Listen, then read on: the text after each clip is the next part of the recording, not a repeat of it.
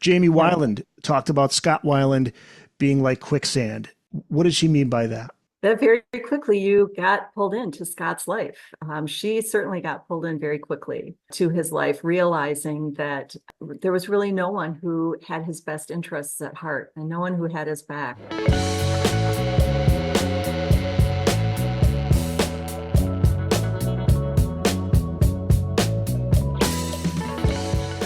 Lori, welcome to the podcast. Great to meet you. Thanks, Eric. Yeah, it's great to be here. First, congratulations on the book. Showing it right there. I can't remember if I cried. Rock Widows on Life, Love, and Legacy. Congratulations. It's a great book. Thank you. Thanks so much. And normally, Got a copy and we're able to take a look I at it. did. I did. I got a copy just in time. Got it this weekend, but you did send me the PDF ahead of time too. So thank you for that. And this book for you is it's personal. I mean, normally writers put their heart and soul into these books, but this is very personal. So I want to start by asking you how the idea to write this book began. The anniversary of John Lennon's passing in 2012. You tell a story in the book about that. It's something that you heard on the radio about Yoko Ono. Yeah. So, music has always been a part of my life.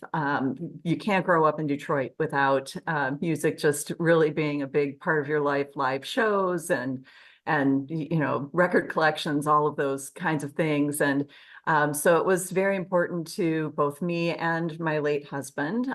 So my husband passed away in 2010 and had a lot of additional loss around that time too. My parents, some close friends, my kids were going off to college. And so I was kind of struggling with this idea that all of the ways in which I identified myself as a wife, a mom, a daughter, those were all pretty much gone over, a 3 or 4 year period.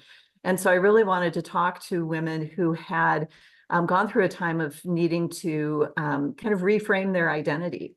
And so that's where the idea came from. I was finishing up a master's degree, which I had promised my husband I would do after caring for him for about 2.5 years. And on the way to class, I did hear a story about Yoko Ono, and I realized that I thought very differently about her now as a widow myself, and thinking about all of the things she had accomplished for herself, raising her son, their son, continuing to promote John's legacy, to make sure that he was always still out there with us, and all of those things. And I thought I really have this much deeper appreciation for her now than I did previously. And there must be other women out there.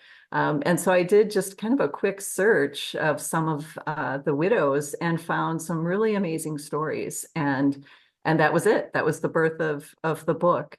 And I'm sure there are many people curious as to the title. That I was curious as well. I now know from reading the book, this comes from a song, right? Yes, it does. Yes, it's a line from American Pie. The full line is the epigraph in the book. I can't remember if I cried when I read about his widowed bride. And my interpretation, I don't know that Don McLean has ever fully explained the song, but my interpretation of that is that it's about Maria Elena Holly, the widow of Buddy Holly, and the person I would consider as the first rock widow. Now, you and your husband you had a connection through music, right? You guys love Yeah. music. In fact, you said a lot of the albums that he had, you had some, and you see that Yes, there was yeah. a connection there. Yeah, talk about your Right. relationship with your late husband, Kevin. Yeah, so we met when we both worked at the Hyatt Regency, and I got a job at the Hyatt Regency front desk in Detroit specifically to meet rock stars when they checked into the hotel. And in the early 80s, that was a really fun place to be, and I got to meet a lot of people. But he and I met there as well, and we did, we dated for a couple of years, and then when we moved in together, we had lots of duplication in our record collections, and there was, I really continued to really love kind of the stadium rockers that I grew up with. I'm a really big Queen fan. And so, he had moved on a little bit from that music, and so introduced me to bands like The Clash and The Pretenders. And then, our music tastes kind of grew together. I think once we started a family, we expanded to more kind of singer-songwriters. And so lots of Saturday mornings with our children listening to Harry Chapin and John Hyatt. He was also a favorite. Oh, And then, yes. John yeah, Hyatt's a good one. one of the best singer-songwriters, really a national treasure, I think. But, Warren Underrated. Underrated. very Yeah. much, yeah. Warren Zevon was on that list as well, and then once Kevin was diagnosed with cancer, he was diagnosed with head and neck squamous cell carcinoma, and that was he was a marathon runner. I mean, it was a shocking diagnosis for us, but one of the first things he did was put together a list of songs, and kind of curate a list of music that he would listen to quite often during treatment. And then he started a blog, and in that blog, he asked others for their suggestions, and so made an even longer list, and that became very important to him, really until the very end. Let's talk about some of the women that you do talk for this book. And you mentioned Harry Chapin, Harry Chapin's widow, Sandy. You mentioned Warren Zevon, Crystal Zevon, ex-wife of Warren Zevon. Also Judy VanZant, widow of Lynyrd Skynyrd's Ronnie VanZant. Jamie Wyland, widow of Stone Temple Pilots and Velvet Revolver singer Scott Wyland. And also, I think it's pronounced Janna LeBlanc. Yes. Okay. I was thinking maybe it was silent. Janna LeBlanc, widow of Stevie Ray Vaughan.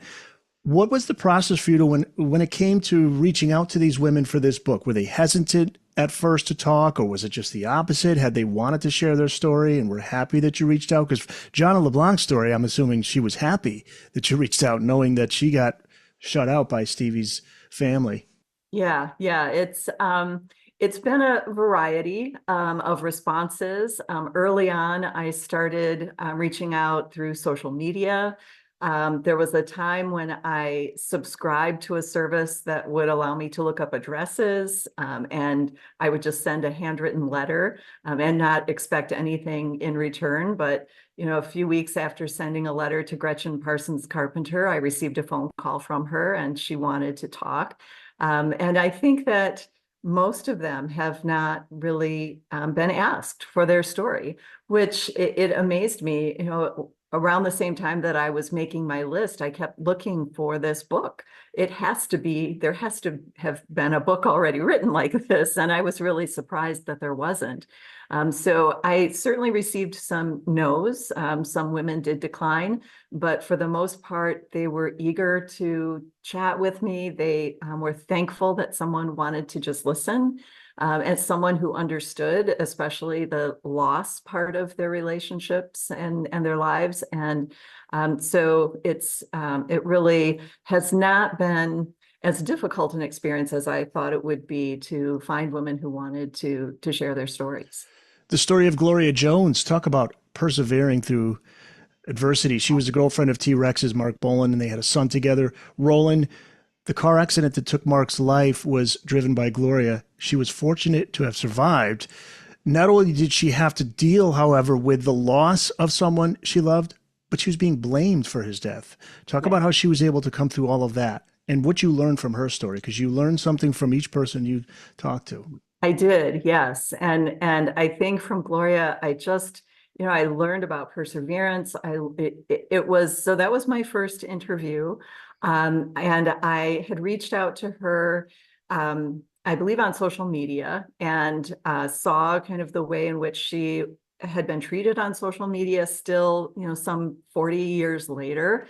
And then we met in Hollywood on Sunset. She was going to be in Los Angeles. I got this phone call with a string of numbers and, couldn't figure out who it could be, but it was Gloria calling me from Sierra Leone, West Africa, where she had, I believe she kind of divides her time now, but at that point, that's where she was living, running the Mark Bolan School of Music and Film. And we met, and it was just such an amazing story of again, perseverance, of continuing to go on when she had lost everything. She was injured. She had to spend time in the hospital. When she kind of came to, Mark's funeral had already taken place. And then, she, after weeks, is released from the hospital and finds that no one quite knows what to do with her. And there is this backlash by some people. And so she eventually left the UK. She returned from time to time and things have, for the most part, settled down. But, I look today at Gloria and this amazing story, and she still is putting most of her time and energy into Mark's legacy. He's now with T-Rex in the Rock and Roll Hall of Fame. There's some really wonderful documentaries that have been made. And so, here's a woman who is deserving of her own story and a documentary film about her life, I think. She came out of Motown. She wrote If I Were Your Woman for Gladys Knight and received a Grammy nomination for that. She was in 20 Feet from Stardom, the really wonderful film about backup singers. And so she has had a very, very full life, but much of it is dedicated still to Mark and to Mark's legacy. And Roland did the speech for the Rock and Roll Hall of Fame induction. Yes, he I did. remember that. Yeah, it was recorded. It wasn't in person because of COVID at the time, but yes, he was there for the induction. So that's one thing, I guess, maybe that you learned throughout this process too. It's like when somebody passes away in an incident like that, like a car accident, it's like there's this need to blame. It seems to be that way because she was saying, I mean, she had like a glass of wine or something, but I don't even, if that, but right. it was just like we all feel like we need to blame somebody for something like that, and you can't. Yeah. The amount of, not always blame, but just difficulty that these women have had to go through for whatever they do. I quite often, they cannot make a right move. There's things that one widow who's not, and so I conducted 24 interviews and 14 are in this book, and I'm hopeful that the other interviews will be in a second volume. But one of the women that I spoke to who's not in this book was telling me about her husband, her partner passed away in the winter, and they had the funeral. And of course, they could not mark the grave at that time because it's winter and ground, heaves and settles. And so they had everything ready to go in the spring. And within days, fans were online saying, this woman has left him in an unmarked grave, and just saying terrible things that aren't true. And so it's just so often a situation where they find themselves unable to do anything that pleases everyone. Yeah. And so that's very difficult. And that was the case certainly with Gloria and with several others. Forgiveness, that's the focus of the chapter on Crystal Zevon, Warren Yeah. Zevon's ex-wife. If not for his battles with alcoholism, I think they would have been together till the end. I mean, they really seemed like they had that connection. They were meant to find each other. It seems the story she tells about how they met, it's like they just kept running into each other. It was like, you guys gotta get together. Can you talk about how they met and why their marriage fell apart? And then how was she able to forgive Warren after he passed? Yeah, a really wonderful story. And again, Warren was early on the list because he was very important to my husband and I, and we had seen him multiple times. We really loved his music. I think he's, again, another underrated, very, very talented person, genius level talented, Absolutely. probably, but difficult to live with, as Crystal attested. And he would admit to that too in his Yes, later years. yes. I think so. Yeah. But she was dating the session musician Waddy Wachtel at the time, and Waddy had taken Warren out on the road with him. And so she picked them both up at the airport and just felt this kind of instant connection with Warren, just even on that drive. And then they kept bumping into each other around Los Angeles, which is a big city. And yet, they kept finding each other here and there. And I think they went out one night and he found a way to sit next to her, and then they danced. And even though Waddy was with them, they dropped him off and they continued on to what became their home. And he moved in with Crystal, and that was it. And they were together for several years. They had a daughter, Ariel, but as you say, at some point she had to decide that the substance abuse was too much, and physical abuse as well. But it became important for her after she had some time and space to forgive him for all of it. And the thing that is very interesting about that relationship was that, well, one thing, once Warren was diagnosed with cancer, he had mesothelioma, which has never quite been figured out either, because that's a very specific type of lung cancer and should not have stricken him, but it did. But once he got his diagnosis, even though they had been apart for about 15 or 16 years, like she was one of the first calls that he made and wanted her to come back to LA. She was living on the East Coast at the time, but he wanted her to come back and care for him. And it was because, neither of them had ever remarried. They had both kind of come close. They had dated people, but they didn't do it. And he was that one love for her. And she will always consider him to be, the husband, the father of their child, and the grandfather of their children. And then he asked her to write his biography after he passed away. And she did that and read and learned some very difficult things. And in the end, decided that it was best for her to forgive him and just love him and miss him. And that's quite a lesson to learn. The idea of forgiveness, once a person has passed away, you can't have those conversations. And so it's really up to you to decide if you want the forgiveness or not. And for Crystal, she said it was really the best gift she could have given herself. And I agree. I think that brought her peace. That closure is hard unless you choose to find that closure on your own. Yeah. Annette Walter-Lax was Keith Moon's girlfriend during the last 4 years of his life. There's another guy, Keith Moon, his issues with alcohol, his wild behavior, so well known. The music media really loved those stories since they sold newspapers, and it was almost celebrated like this rock and roll lifestyle. But for Annette, being there for these incidents was scary. Can you share some of what she told you about some of the things that she witnessed? Yeah, she witnessed quite a bit. And, it has happened, I think, in more than one or two instances where the woman gets to know the man kind of away from or apart from that rock and roll thing, and finds that they're lovely people and they have long conversations. Many times someone, a rock star and his future wife kind of connect over some long conversation at night. We talked into the night, and then I knew he was it.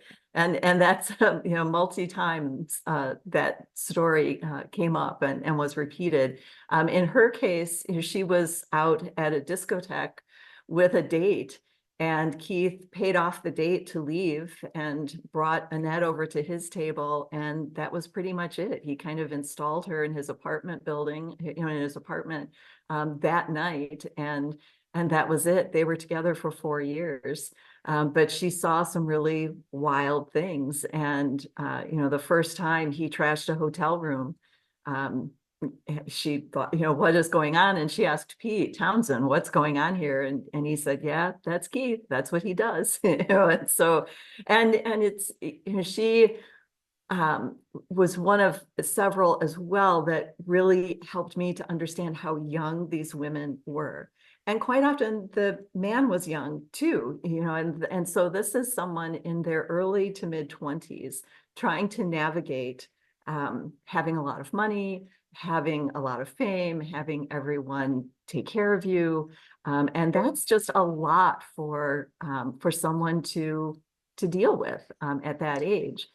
Through most of these interviews, I had my own children were, in their early 20s, and I thought there's no way they could have handled these situations. There's no way I could have handled a situation like this in my early 20s. And Annette was quite young going through all of this, and really the times when it was just the two of them together in quiet times, the vacations they took, she got to see this person away from the stage and away from what became expected of him, which was this kind of manic personality.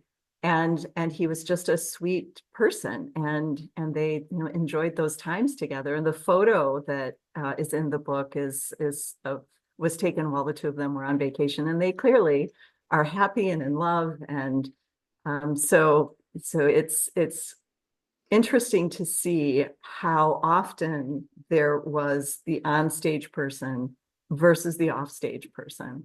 But they have to deal with both of those. Yeah, what could have been too, because he was turning things around, which leads to the night he died. Some Yes. try to say that Keith took his life, but she says no. What happened No. on the night he died? So they had been out at a movie premiere and party that Paul McCartney had put together. And Keith had been at that point on for a few weeks on a medication that was to help him stop drinking. So he really was trying to get past this and to find a way to kind of manage his alcohol consumption. The problem was that he consumed so much alcohol all the time that he kind of equated that with also needing to take multiple of these pills that he was taking to keep him from drinking. So the thought was, if he has 3 bottles of brandy and a bottle of champagne every day, then he shouldn't take just one pill. He should take 8 or 10.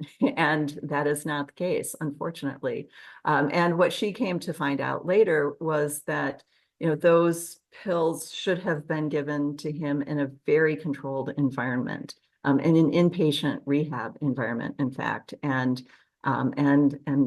we're not. I mean, he had access to them. And so it really is very sad that he was trying his best to change that behavior. And he was finding a way that was working for him. But it wasn't managed as it should have been. Yeah, Ended up killing him. some mental health issues there that I think went undiagnosed, Yes. unrecognized, Yeah. unresolved. Yeah. Yeah. It's been interesting to learn that, again, there is this kind of on-stage versus off-stage persona. I think that the idea of getting up on stage every night with this expectation of being really wild or really on is a hard thing for a lot of people, and we expect, I think, or from our vantage point in the audience, we think these are people who love doing this. They must love it. They must really get into being like this. And I think quite often that's not the case. Quite often they are very highly intelligent and creative people who find themselves in these situations where they have to perform, and that's sometimes a challenge. Yeah, and So then it's during the down times when it's quiet, yes, when it's really difficult because their yeah, mind is running a million miles an hour. When he's right, drumming, he's doing all that stuff. He's in the moment. That was when he was probably his happiest, when he was yes, banging away on the drums. yeah, yeah. And she said that when he was Right. there behind his drum kit, he was so happy. Yeah. Yeah. No, she was in shock, of course, when he died. How did she move on? How was she able to process all that? It took time. It did. And I will say it's one of the best stories that I heard of the response from the band. Pete Townsend and Roger Daltrey took care of her. They put her up first in a hotel and then in an apartment. They What a made sure great that, story. yes, it Yeah. really is. Most times the band, I mean, the band is often in shock too. And the Who managed to go on and move forward and continue to make music after Keith's passing, but they did take care of Annette as well.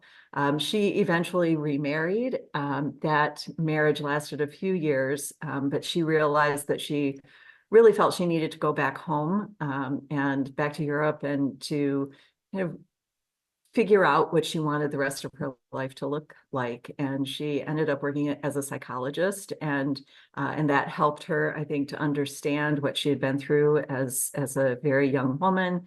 And so, yeah, it was really, really wonderful to speak with her. And she has connections now with fans. She, is on social media and connects with many of Keith's fans, and is happy to do that. Lori Tucker-Sullivan is the author of I can't remember If I Cried, Rock Widows on Life, Love, and Legacy. And I still remember the day, still remember where I was when I heard the news Stevie Ray Vaughan died, August 27th, 1990, 35. I remember hearing it on the radio. And what's heartbreaking about Stevie Ray's story is it's similar to Keith Moon. He got clean and sober after battling alcohol addiction. And just like that, he's gone, dies in a helicopter crash. And you say that Janna suffered Stevie's loss twice. She lost him physically, but also had her existence erased from history. Talk about that. Why Stevie's brother Jimmy didn't acknowledge her. This is disappointing. I was bummed to read this. Yeah, it's according to Janna, I think it had a lot to do with her being very young. They were together for almost 5 years when Stevie realized he needed to get into rehab. That was the second call he made. The first was to his mother. And Janna left her family in New Zealand and flew to London, and she was there with him, and they were together until his passing. But they weren't married. And as a result, that's what happens. I mean, the family has to decide what's right for them. I'm not going to kind of get too much into that, but it's. I think she was most hurt by what happened at the Rock Hall and at his induction. They were, together. And she has put together a book called 4 Years in Pictures, her time with Stevie Ray. And the book is no longer in print, but you look at those photos of the two of them, and they were clearly so happy together. And I think he often credited her with keeping him sober. And she had an understanding of that herself from her own background. And so I think that it's just unfortunate. It's very unfortunate that she wasn't able to have more of a say in his legacy and what, how that's continued. And doing so is very important to all of these women. It really is often their primary focus. Yeah. It was the Rock Hall. Jimmy said something about it. It's a shame that he didn't find the true love, or it was some comment that he made. And she was there, wasn't she? Yes. So she's in the audience hearing him say, I can't remember what the quote was. Yeah. And she went on her own with friends. She was, not invited to be there, but she got a ticket and was there. And that was just really hard for her to hear because it wasn't true. They were very much in love, and he was very happy to have her with him. She traveled most of his tours. She was with him, and then they traveled separately. They went to New Zealand and met her family. And so there was, it was a full, complete relationship in every sense. And to have it ignored was very painful. Mm-hmm. Judy VanZant, the widow of Lynyrd Skynyrd frontman Ronnie VanZant, and you planned on meeting her in Jacksonville, Florida. This is the town where she met Ronnie, and that's where the band formed and where they were from. But she said, no, different plans. Talk about that first meeting. Yeah, so I was set up to travel to Florida and meet with her. I was also going to meet with Janna, who at that time was living in St. Augustine. She has now gone back to and is living in New Zealand. And then I was going to travel up to Athens, Georgia, and talk with Barbette Hauser, who was married to Mikey Hauser from Widespread Panic. Again, another story that hopefully will be in the next book. But I called Judy and said, here are the dates, I'd like to come down at this date and spend some time. And she said, if you can back things up a little bit, why don't you come down and we'll go up to Galesburg, Mississippi. So we met in New Orleans instead of Jacksonville, and drove up to Galesburg, which would not be on anyone's map. It's a very tiny town in Mississippi, but for the fact that it's the site of the plane crash. And so Judy and I met there on the anniversary of the crash. And we walked the field. There was also an installation, a memorial service, an installation on that day. So many fans were there, and they've erected a very large granite and marble monument to all of the band members, pilots, and everyone that was lost in that crash. So it was a very intense experience. And again, to listen to Judy's story of being so young and with a 2-year-old daughter, and to lose everything and have to travel and take care of things. It was a very difficult time. Yeah, and what was that like? You were with her as she's walking through that site. It was Yeah. October 20th, 1978, I want to say, was when the plane crash Yeah. occurred. But what was that like? I mean, for her, emotional, right? It was quite emotional. Her daughter was with her, and Steve Gaines' daughter was there as well. Judy had become quite close with Steve's wife, Teresa. Teresa unfortunately passed away a few years ago, and so it was Judy and her daughter Melody, and then Steve's daughter, um, and Judy's grandchildren as well. Melody has almost adult children now, but they were all there with the fans, and so it's a pretty intense experience to look out. And she had not, I don't believe she had been there since the time of the crash, or maybe one other time she had traveled there, but not very frequently at all. And I think there was a balance between what could have been a very intense individual experience, but understanding that there were fans there as well. And so kind of, again, striking that balance with fans who wanted to talk with her and meet her. And so it was quite an afternoon. I wanted to find the part in the book too where she talks about, I think to this day, she'll still see a bird fly by, like signs that maybe he's there. Yeah. To walk into a restaurant and Sweet Home Alabama is playing. Right. Yeah. Right.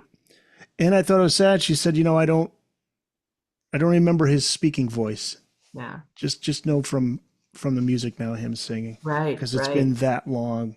Yeah. And that's, I would say that as well. I don't know that I remember my husband's speaking voice. Yeah. But we have some videos from holidays and things like that, that I could go back and look at. And those are the things that widows experience. I think that it's important to me that this be seen as a book about grief as much as about music. And how these women really coped with those things, and how they continue to deal with some of those experiences. Yeah. And then after the plane crash, this is where the legal battles begin. There was a pact that Judy made after the plane crash that took Ronnie's life, along with the guitarist Stevie Gaines, singer Cassie Gaines, assistant road manager Dean Kilpatrick. The pact was that there would be no more Lynyrd Skynyrd. That pact ended, of course. Eventually, Judy experiences that ugly side of music. It's the business side. It's the legal side. Yeah. This is where you learned about continuing in the face of grief with strength and courage. If you could talk about the battles that she had faced with the surviving band members and what you learned from that experience. Sure. Yeah. There was this pact that was made with the surviving band members. Everyone felt that Ronnie was Lynyrd Skynyrd. He founded the band. He wrote most of the songs, and everyone felt as though that was it. And there was the Rossington Collins band for several years, for a couple of years. Didn't, of course, have the success that Lynyrd Skynyrd had, but they all got together and said that was it. The band wouldn't happen anymore, wouldn't exist anymore, because it was so much based on Ronnie as the foundation of the band. And then a promoter came along 10 years later and suggested they go out on the road, and she was okay with that. Let's do something to mark the anniversary. But then they saw that how easily they could kind of pick up where they left off. And of course, they were making a lot of money. The band was organized as a corporation, with each band member having an equal share. And they gathered together and told her that she was being voted out of the company. Man. And she wouldn't stand for it. So she did have to take them to court. And what I found most compelling was her talking about that experience and about how she was going to be in court every day. The lawsuit happened in New York, and she was there every day. No one else necessarily was. There were attorneys there, representing the other people, and she would be there every day. And at lunchtime, she'd go into the bathroom and be sick and throw up. And she got down to about 90 pounds. And I can imagine what it's like to go through something like that with people who had been your friends and had been so close.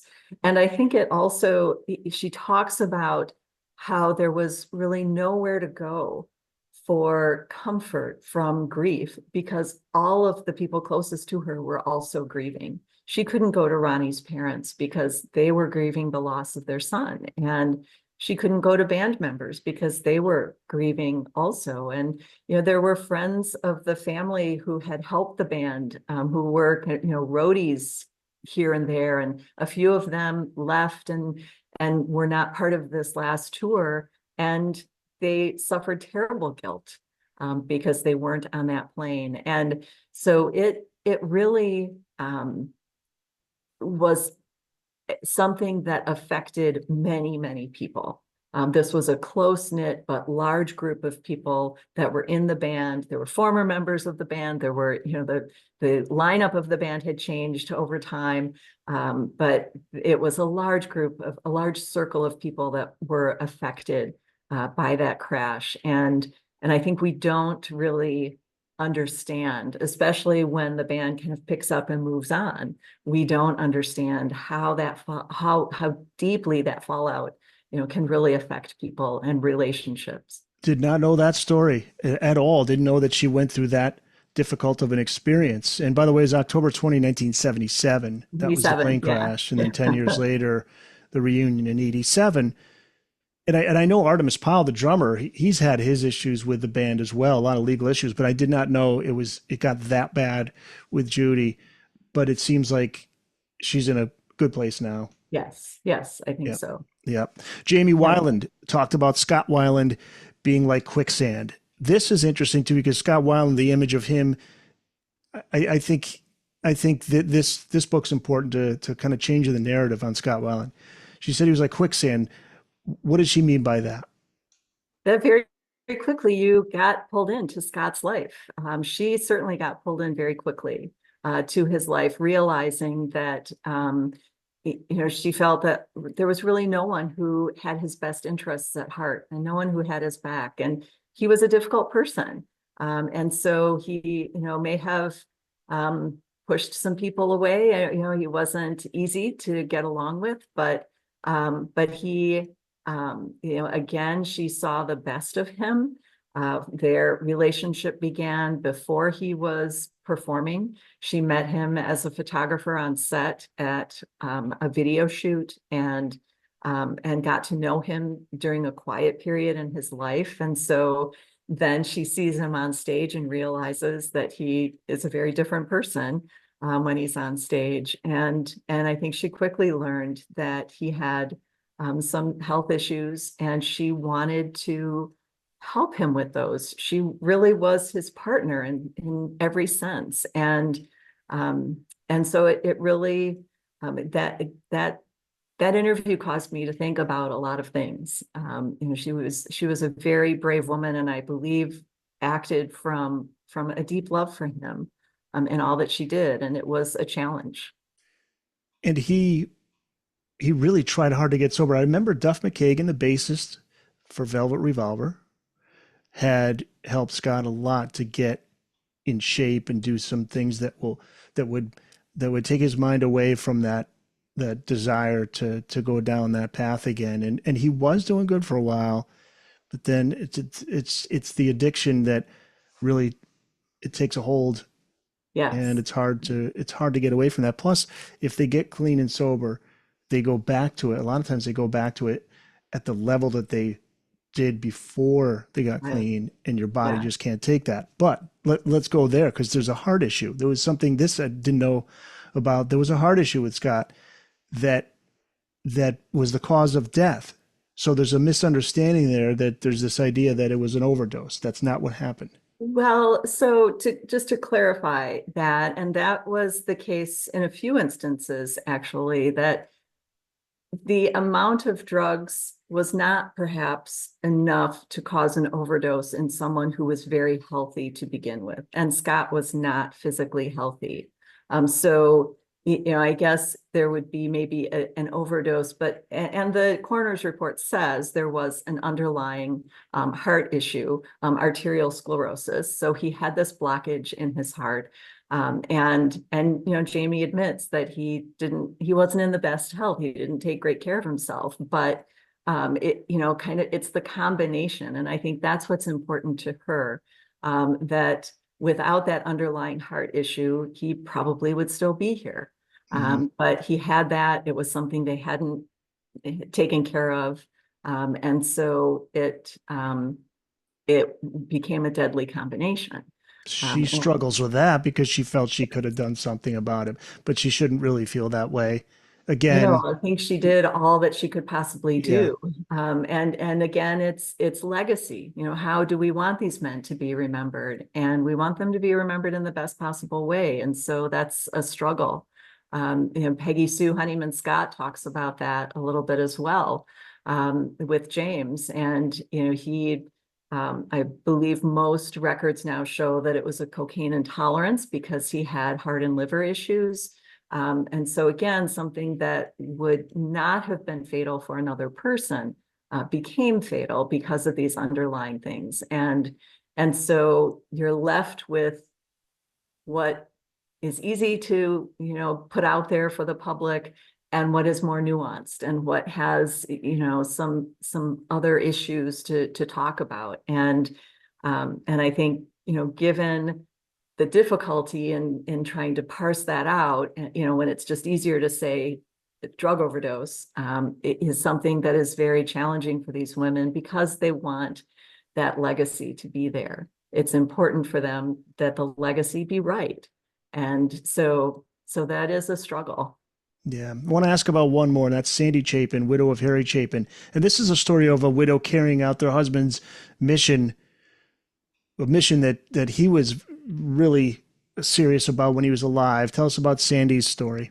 Yeah, Sandy's lovely, lovely. And Harry gave away a lot of what he made. It became very important for him to have a legacy and make his mark while he was alive. And so he became very active in hunger issues. There are arts organizations in Long Island where they lived that bear his name. And so when he passed away, it became very important for Sandy to continue that work and to make sure that that what he started, continued.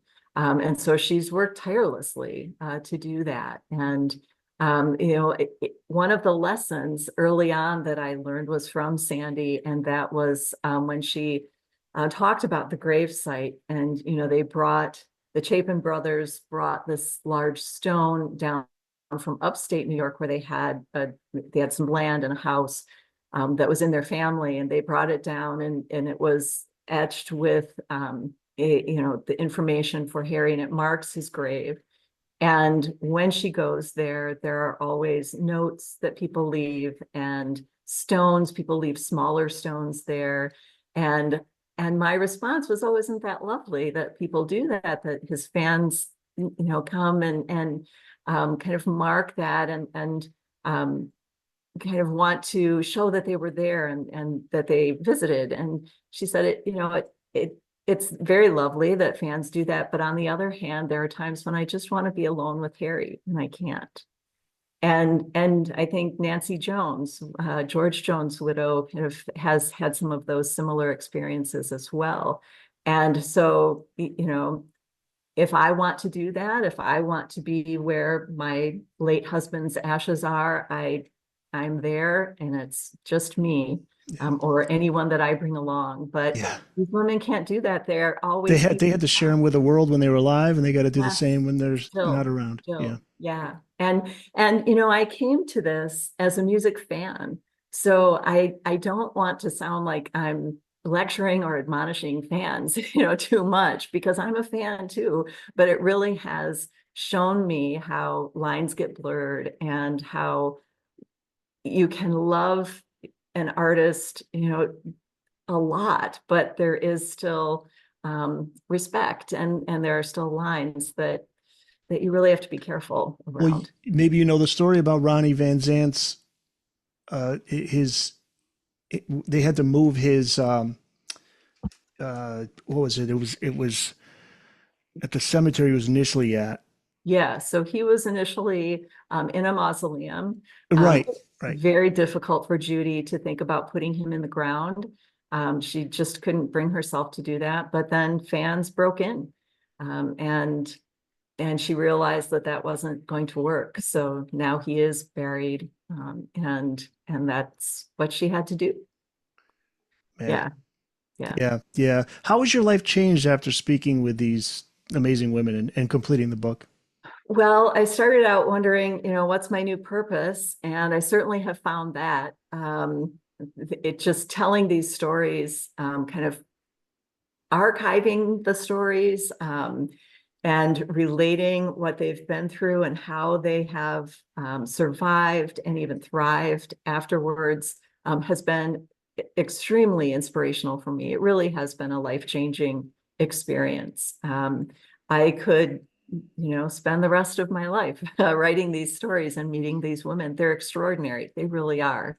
And so it has given me a lot of purpose, a lot of wonderful experiences and memories. I'm thrilled about the book, but even if a book had never happened, just to have had these experiences, you know, to sit at Levon Helm's dining room table and talk with his widow about, you know, their just extraordinary love for each other, and what a wonderful person he was. What a great experience that is, you know. So the book is great. I'm excited, and I love that there is this record, but the experience itself has really, I 10 years, oh, it's been about 6 or 7 years. So 10 years ago, I never would have expected that this would be, you know, the path I'm on. And I'm grateful to the women for opening up and Yeah. me. Yeah, absolutely. Yeah, we should give credit to the women who stepped up and gave you their story. So does this, yeah, this is a continuing thing for you now. Have you had women come forward? The book has just been released, so maybe Yes. this will happen. But have you have plans for a next one? So we'll see. That will kind of be up to the publisher. But there are some stories that didn't quite make it into this one that I would love to be included. And we really just looked at, yeah, I submitted all of the stories to my publisher and kind of asked them to make the decision on who would be included. And so they wanted to make sure there was a good mix of kind of geography, of age, of genre of music, all of those things. And so that's where they ended up. But there are some really good stories that didn't make it in. So I'm hopeful that we can do that. And I would love also to someday be involved in a documentary film. I see this as a film like maybe 20 Feet from Stardom, something similar to that, to just have them together in a room sharing the stories of the experiences they've had that we don't have, and, you know, being out of that spotlight, and just living our quiet, normal lives. You know, we don't have the same intense experiences that they've had. And so I'd love to see that happen someday too. I'd love to see that as well, and I think it's definitely worth pursuing. Anybody out there who's looking to get behind a documentary, that would be it. And also, I would think an online website, like a continuing blog of, you know, people come to you and you could Yes. tell their stories as they come to you. But because I'm thinking a lot of these women now will read this book and they will want to tell the story to you, you know, reach Yeah, out to you. I hope so. I hope Yeah. so. I have a few that have that I've connected to just in the last couple months. So I'm hoping that that will continue. Yeah. And I will say not everyone wants to tell their story. I did have some no's. I have a really lovely letter from one of the widows. I won't say who because she didn't want to be included, but she said, I met him at 18, we married at 19, I had a baby at 20, divorced at 21, and got kicked out of our home. And at 22, I buried him. And I'm not going to go back there. And which you respect, you totally understand and absolutely. respect. Yeah, Yeah. absolutely. They've all been through very traumatic experiences, and I absolutely respect whether or not they wish to share that story. Well, let's finish with this. What do you think Kevin would say to you about completing this book? I think you'd be pretty excited and pretty happy. My kids are both excited and happy about the book and the traveling that I'm doing and this kind of new path I have to continue telling. Mom's an author. That's cool, Yeah, right? yeah. I can brag. So Probably know who my mom is. right. And I think he would be pretty happy about it. And, it's not lost on me that I came to this idea because I was a widow myself. And were he here, I may have never thought about this. And so I owe him a lot. But yeah, I think he would be happy with it. And I hope he is happy wherever he is. I'm sure he is. I Can't Remember If I Cried, Rock Widows on Life, Love, and Legacy, and is out now through Backbeat Books. And you can find it wherever books are sold, all the usual places. And where can people find you online, Lori? I'm at LoriTucker-Sullivan.com. Okay. And also on Instagram at Rock Widows. Instagram as well. Okay. So I could put the links up on the show notes page. People can reach out to you. Lori, thank you. Thank you so much, Eric. It was great to talk with you.